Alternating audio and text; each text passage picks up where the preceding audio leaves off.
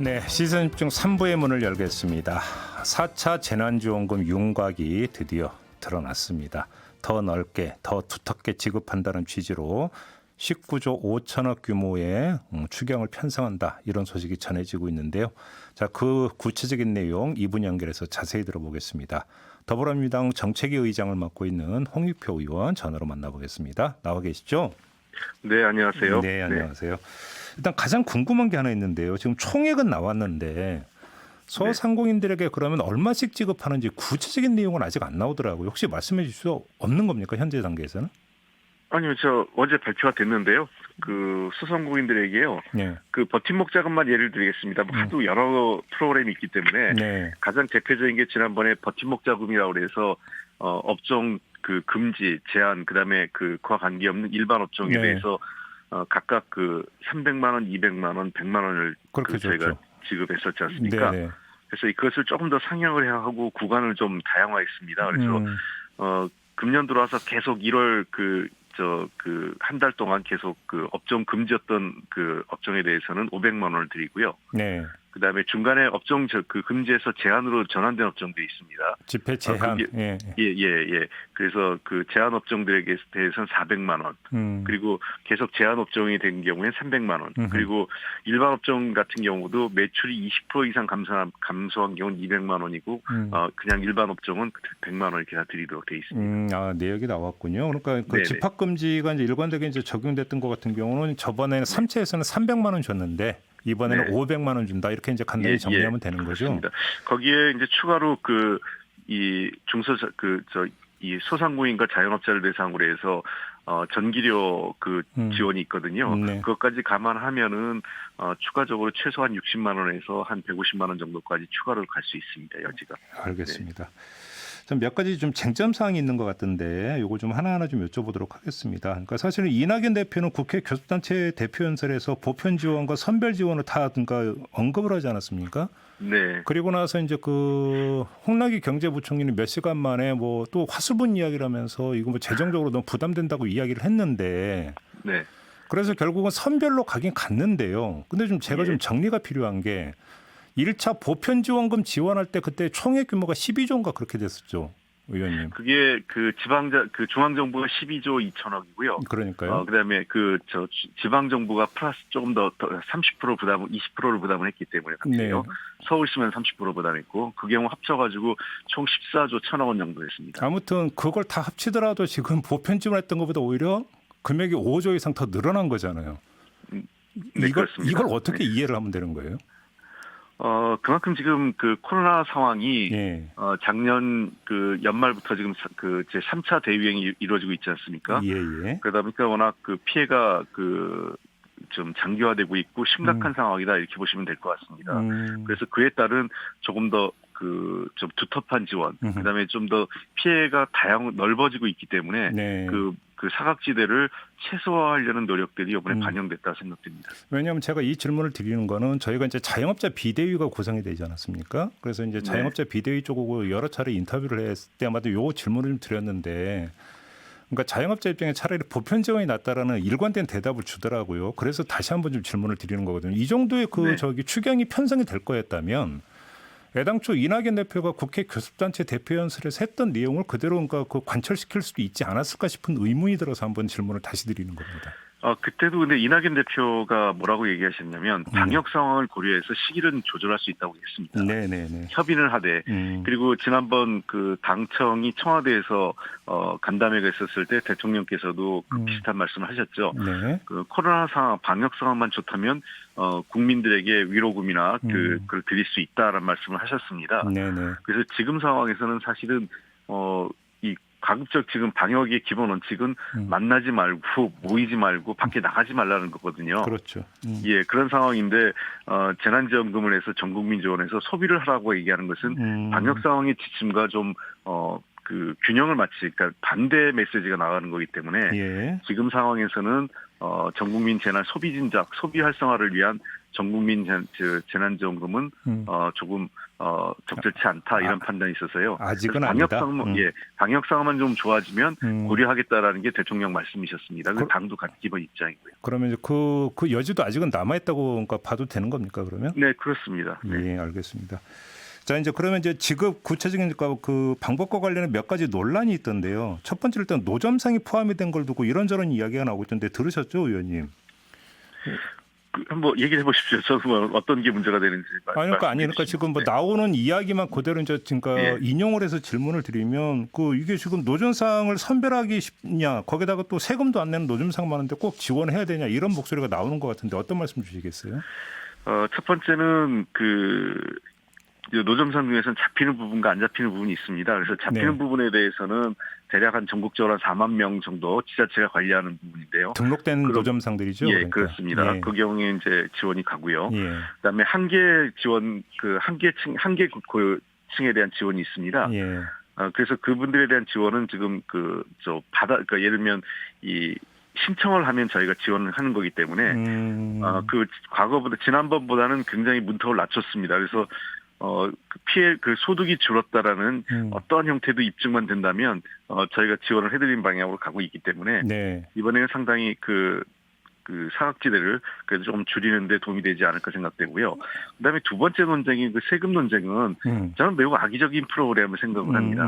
대한민국 국민으로서 태어나서 특히 성인이 되는 순간, 태어나서 어느 정도 일정 소득 순간이 되면 세금을 안 내는 사람은 없습니다. 왜냐하면 우리 부가세라는 게 있죠. 누구나 소비하면 부가세 냅니다. 네. 그러니까 그거 자체가 굉장히 악의적인 거고요. 그리고 일부 소상공인층에서 그런 얘기가 있다라고 지금 일부 언론이 보도를 하는데 지금 그렇다면은 우리 유리지갑이라고 하고 있는 직장인들의 불만은 또 뭐가 되겠습니까? 그러니까요. 예, 그래서 그런 지금 문제는 누가 세금을 냈냐 안 했느냐, 세금을 냈기 때문에 지원하는 게 아니라 사회 공동체적 차원에서 가장 피해가 있고 힘든 분에게 우선적으로 지금 피해 지원을 하겠다는 것이지. 사실 코로나 때문에 힘들지 않은 분이 누가 있으시겠습니까? 모든 국민이 힘들고 다 어려우신데 이럴 때일수록 좀 더 포용적인 자세, 그러니까 정부도 노력하지만 사회 공동체인 그런 노력을 저는 언론과 야당도 좀 그렇게 해주셔야 한다고 생각합니다. 알겠습니다. 이제 세금 부분 같은 경우 사실은 우리나라 국민의 한 절반 정도가 면세점 이하잖아요. 네. 그러니까 그렇게 놓고 본다면 이거는 좀 제론의 여지가 있다라는 말씀 좀 드리겠고, 다만 일단 좀 하나 추가로 지금 확인 질문 드리고 싶은 게 지금 지자체에 등록됐다는 노점상들은 주로 어떤 유형입니까? 지금 지자체가 직접 관리하고 있는 노점상도 있으면 등록했어요. 그래서 일종의 이제 어느 정도 합법적인 승인을 받고 하고 있는 거죠. 관리되고요. 제가 왜 이 질문을 드렸냐면 예를 들어서 이제 두 종류가 있을 수가 있거든요. 그러니까 물론 일부겠지만 기업형 노점도 있을 수가 있고, 또 정반대로 지자체에 등록이 되지 않았지만 정말 형편이 어려워서 그 대야에다가 채소 몇 개 갖고 와서 파는 할머님들도 계실 거 아닙니까? 주로 이런 분들은 오히려 또 등록이 안 됐을 가능성이 있잖아요. 지자체에 등록됐다고 해서 이게 기업형 노점은 아니고요. 네. 그래서 지자체에서 직접 이제 등록이 돼 있는 경우에는 바로 지원이 되는 거고, 말씀하신 것처럼 지금 노점상을 하는데 전혀 무등록, 과세 자료도 없고 소득 자료도 없는 경우에 대해서는 아까도 말씀드렸지만 신청을 하면 다 받기 때문에 되게 그런 경우엔 지방정부에서 지방자치단체가 확인이 가능합니다. 그렇기 때문에 자기 소득이 감소했다는 것만 입증되면 저희가 이 한계 소득계층을 차원에서 다 지원해드리고 있기 때문에 물론 모든 제도는 완벽하게 사각지대를 없앤다라고 말은 할 수 없습니다.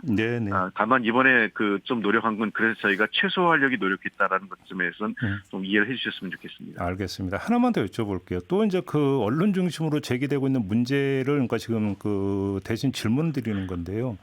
예를 들어서 실직이나 폐업한 가장의 자녀 대학생에 대해서도 지원한다는 내용이 들어가 있지 않습니까? 네, 그렇습니다. 이게 이중 지원 아니냐 이런 또 주장이 나오던데요. 이건 어떻게 받아들이세요?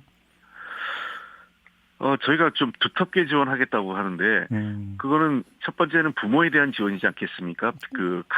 가계 지원이었다면 지금 현재 그런 학생들이 학업을 계속 해야 되는데 학업을 할 수 있도록 도와주는 것도 저는 고등교육을 국가가 책임지고 있는 게 헌법적 책임이라고 생각을 합니다. 그래서 그 부분에 대해서는 이중 지원이라기보다는 피해가 있는 적에 대한 개별적으로 저희가 맞춤형 지원이라고 보셔야 될 것 같아요. 그래요. 국가 장학금이 있는데 그거 갖고는 안 된다 네. 이렇게 본 겁니까? 그래서 좀 더 그 국가 장학금에다가 조금 더 두텁하게 대상을 늘린 거죠. 예를 들면 이중으로 국가 장학금을 받는데 또 이 장학금을 추가로 받는 건 아니라고 봅니다. 그렇게 보시는 거고요. 네. 알겠습니다. 좀 하나 궁금한 게 있는데요, 의원님. 처음에 이거 4차 추경 편성할 때 기재부는 한 어느 정도 규모로 얘기를 했던 거예요? 글쎄요, 뭐 기재부가 뭐 특별하게 어떤 금액을 한 것보다는 네. 그 여러 가지 고려해야 될 사항이 있겠죠. 저희들 늘 얘기하는 것처럼 피해 계층이 많으니까 조금 더 폭넓고 다양한 형태의 지원해야겠다. 네. 하지만 기본적으로 그 공감대가 있는 거는 재정이 가능한 범위 내에서 지속 가능한 재정적 관리 차원에서 수준을 결정해야 된다는 것도 저희들이 고민을 해야 되기 때문에 그런 차원에서 계속 재원의 그 여부에 대해서는 함께 고민을 해왔습니다. 왜 여쭤보냐면 어제 정세균 총리가 이제 푸시라는 표현을 썼더라고요. 당에서 푸시를 해서요. 뭐 이런 표현을 써가지고 그 민주당 요구가 아주 강하게 들어가서 그러니까 증액이 됐구나 이런 다들 이렇게 추정을 하기 때문에 궁금해서 한번 질문드렸던 겁니다. 예. 뭐 매번 이번뿐만 아니라 네. 그 추경이나 이런 그 재난지원금 편성할 때 항상 강의 푸시를 해왔습니다. 이번에 이낙연 대표가 직접 나서셔서 푸시를 한 면은 사실이고요. 재원 조달 어떻게 됩니까? 지금 이 국채 발행하는 거나 세출 구조조정이나 이게 지금 어떻게 조정이 됐어요? 지금 재원은 그 이제 추경은 15조 원이고요. 예. 그 이미 확정돼 있는 예산을 좀 활용하는 문제가 4.5조에서 19.5조 원인데 추경의 15조 원 같은 경우에는 국채 발행이 9.9조 원이고요. 네. 그다음에 뭐 에너지 특별회계 등 여러 가지 특별회계들이 있습니다. 기금이요. 이런 세 개의 잉여금을 활용해서 2.6조 원이 확보되고 그다음에 하는 잉여금이 8천억 원, 그다음에 기금 재원 등이 한 1조 7천억 원 해서 가용 재원 5.1조 원으로 해서 15조 원이 확보하는 것으로 되어 있습니다. 알겠습니다. 지금 정치권 압박에서 조금씩 증세 이야기가 나오고 있던데 혹시 당에서 검토하고 있는 게 있습니까? 현재로서는 이번 추경과 관련돼서 그 증세는 검토하고 있지 않습니다. 아니요, 이번 추경이 아니더라도 그러니까 근본적인 차원에서 그러니까 그 재정 소요가 더 많아지기 때문에 증세를 이제는 검토에 들어가야 된다. 혹시 이런 그 논의가 없습니까, 당에서? 그거는 뭐 여야 의원들 다 하고 있는 것으로 알고 있습니다. 지난번 대선 때도 뭐 이승민 의원이나 이런 분들이 그 후보로 해서 중부담 중복지 국가 얘기가 다 나왔지 않습니까? 예. 그것은 뭐 지금 어제 오늘의 얘기가 아니죠. 그건 여야 가릴 거 없이 이 복지국가로 나가기 위해서는 부담을 늘려야 한다라는 얘기는 지난 10여 년간 계속적으로 여야 정치인들께서 끊임없이 제기되었던 문제고, 근데 다만 일부 언론이나 야당에서 이거를 좀 악의적으로 끌고 와서 마치 이번 4차 추경 그다음에 그 재난지원금을 그 1차 추경이 이제 이번 금년도 1차 추경과 관련된 논의를 그 증세 문제로 이끌어가는 것은 그건 좀 악의적 프레임이라고 생각합니다. 알겠습니다. 그래서 이제 그 연관성을 일단 빼고 혹시 집권 여당의 정책위 차원에서 검토하고 있는 게 있는지를 한번 좀 여쭤보겠습니다. 현재로서는 없습니다. 현재로서는 없습니까? 예. 알겠습니다. 뭐 연관되지만 약간 사안이 다른 게 지금 소상공인 지원법의 손실보상제의 법적 근거를 담는 내용. 지금 이게 당 차원에서 추진되고 일단 송갑석 의원이 그 마련을 한 걸로 지금 보도가 나오는데 이게 당 차원에서 준비한 걸로 이해를 해도 되는 겁니까? 예, 그렇습니다. 정부하고 협의를 했고요. 완전히 다 합의된 건 아니지만 여러 차례 정부하고 협의를 해서 일단 입법을 2월에 마무리했습니다. 근데 좀 제가 궁금한 게 이제 그 처음에 이야기에다가 이제 제가 들었던 이야기 인터뷰에서도 이제 공식적으로 들었던 이야기가 기존 법률을 개정하는 게 아니라 특별법을 만드는 방안 쪽으로 방향을 선회했다라는 이야기를 들었었는데 그게 아니었습니까? 그렇지 않았습니다. 그때 세 가지 가능성 다 열어놓고 있었습니다. 그래요? 첫 번째는 감염병 예방법 개정안이었고요. 두 번째가 소상공인 보호 및 지원에 관한 법 개정안, 그리고 세 번째가 재정법, 이 세 가지 가능성을 다 열어놓고 있는데 일찌감치 그 정부 측 의견이 소상공인 보호 및 지원에 관한 법 개정안으로 의견이 모아졌기 때문에 특히 주관 부서가 중기부였기 때문에 그랬습니다. 그래요? 그럼 처음부터 그렇게 이제 그 검토를 해왔던 겁니까 그러면? 네, 그렇습니다. 그래서 그 세 가지 안을 다 검토를 했는데 일단은 그 이 소상공인 보호 및 지원에 관한 법으로 저희가 그 하고자 하는 입법의 취지가 충분하다면 그것으로 가기로 하고 검토를 해왔습니다. 그러면 이게 지금 그 입법을 언제 완료할 계획입니까? 법안이 이제 2월 말에 그 지난번 그 26일 날 발의가 됐기 때문에요. 3월 중에 법안이 논의돼서 저희들은 가급적 3월 안으로 법안이 3월 국회에서 법안이 통과됐으면 하는 생각입니다. 그럼 시행 시점은 7월로 잡고 있는 게 맞습니까? 지금 현재 그 3개월 시행 유예가 있습니다. 네. 그렇기 때문에 이제 시행 경과 기간 감안하면 7월 1일부터 그 본격 시행되는 예정인데요. 네. 네. 지금 그렇게 계획을 하고 아마도 있습니다. 이제 쟁점은 소급 적용을 안 하는 걸로 지금 정리가 됐다면서요. 아니요, 소급 적용이 들어가 있습니다. 아, 들어가 있다고요? 지금 보도는 들어가 소급 있습니다. 적용을 안 하는 것으로 보도가 나오던데요. 이거 아닙니다. 오보입니까? 예, 부칙에 예. 2개 조항이 들어와 있는데요. 예. 그래서 그 부칙의 2개는 하나는 그 경과 규정을 7월 1일, 3개월 후에, 그러니까 이제 만약 3월 30일 기준으로 해서 7월 1일이 되겠죠. 네. 3월 30일 날 법이 통과된다면. 예. 그래서 3개월의 경과 규정이 있고, 두 번째는 이 법이 공포된 날부터 시행된 날이 아니라 공포된 날 기준으로 해서 경과 소급 적용되기 때문에 대략 그러면 3월 30일 날 만약 법안이 통과된다면 그때부터는 이 적용이 됩니다. 아, 그러니까 소급 적용이라고는 소급 적용의 범위가 네. 법이 그 본회의 통과된 시점부터 그러니까 그렇습니다. 법이 시행되기까지 그 경과 기간 동안에 어떤 발생한 손실을 이야기하는 겁니까? 그렇죠. 그렇게 됩니다. 그러니까 소급 적용 3개월 대상 기간. 그 이전으로는 거슬러 올라가지 않는다라는 거고요. 그게 지금 법이 실질적으로 소급 적용이라는 게 매우 제한돼 있기 때문에 예. 그래서 우리 대한민국 법은 대부분 발효 시점부터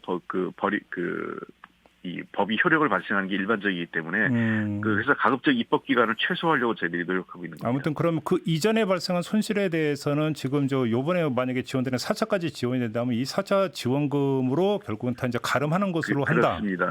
이게 입장이라고 보면 되는 겁니까? 네, 그렇습니다. 현재로서는 법적 근거가 없었기 때문에 예. 재난지원금으로서 일단은 긴급하게 지원을 하고 앞으로 관련된 감염병 예방법에 따른 손실이 발생했을 경우에는 이 법이 통과되면 법에 따라 바로 지원을 할 수 있는 근거를 만들어 나갈 것입니다. 알겠습니다. 여쭤볼 게 너무 많아서 하나만 더 여쭤보고 마무리할게요. 지금 의료법 개정안이 일단 법제에서니까 일단 그 처리가 되지 않았어요. 네. 지금 이거 당 차원의 입장은 어떤 겁니까? 제가 당의 정책위의장으로 분명히 말씀드리는데요. 두 가지 사안이 있지 않습니까? 예. 하나는 금고 이상의 의료인에 대해서 네네네. 면허 취소하는 것. 여기 근데 확실한 건 의료인은 의사만 있지 않습니다. 네. 간호사, 치과의사, 한의사, 네네. 간호조무사까지 다 포함되는 거거든요. 이 법 하나 있고요. 두 번째는 수술실에 CCTV 설치하는 두 가지 의료법 개정안이 있는데 3월 국회에서 반드시 처리하겠습니다. 둘 다. 네. 그러면 예를 들어서 CCTV 설치 같은 경우는 상임위에서 아직 정리가 안 됐는데 이것도 그럼 상임위로 다시 가서 해서 법사위로 넘긴다 이런 계획인 거고요. 네, 그렇습니다. 상임위에서 어떻게 처리될지 모르겠는데요. 예. 지난번에 논란이 됐던 문제도 있어서 상임위 간사, 복지위 간사하고 지난번에 얘기를 했고요. 복지위 간사께서 여러 차례 다음엔 시간 관계상 그때 알겠습니다. 1차적으로 먼저 의료법 개정안, 그러니까 이 범죄 혐의에 대한 금고 이상인 경우에 면허 취소 관련된 게 먼저 받고요. 네. CCTV는 다음으로 하려고 했었던 거였습니다. 알겠습니다. 3월 중에 다 처리한다 이런 입장이시라는 거죠. 알겠습니다. 자, 말씀 여기까지 듣겠습니다. 고맙습니다. 예, 감사합니다. 네, 지금까지 홍익표 더불어민주당 정책위 의장이었습니다.